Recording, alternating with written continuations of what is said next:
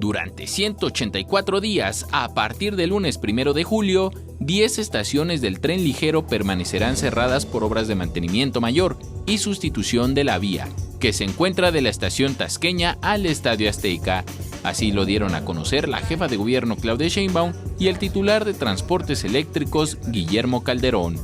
La inversión será de 245 millones de pesos para señalamientos y obras de repavimentación en las vías que se encuentran sobre el asfalto.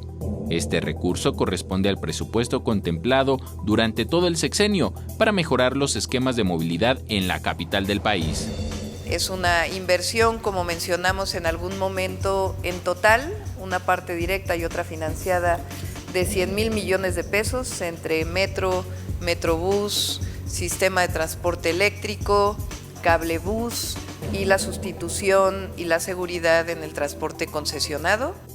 Para mitigar las afectaciones a los usuarios, en el tramo de Tasqueña al Estadio Azteca se habilitará el servicio de 45 unidades RTP que harán el ascenso y descenso de pasajeros en cada una de las estaciones cerradas. Para el traslado de Tasqueña a Huipulco, los usuarios encontrarán los buses RTP en el andén A del CETRAM Paradero Norte Tasqueña.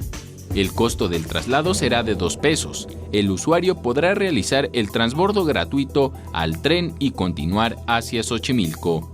Para el trayecto de Xochimilco a Huipulco, los pasajeros pagarán una tarifa única de 3 pesos para ingresar al tren y posteriormente realizar el transbordo gratuito al RTP rumbo a Tasqueña.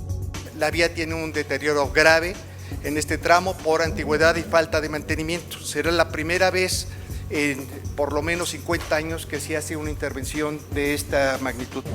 Entre los beneficios de la obra destaca la posibilidad de aumentar al doble la capacidad de pasajeros, de 2.600 a 4.500 por hora sentido, detallaron las autoridades capitalinas. Para 21 Noticias, Enrique Muñiz.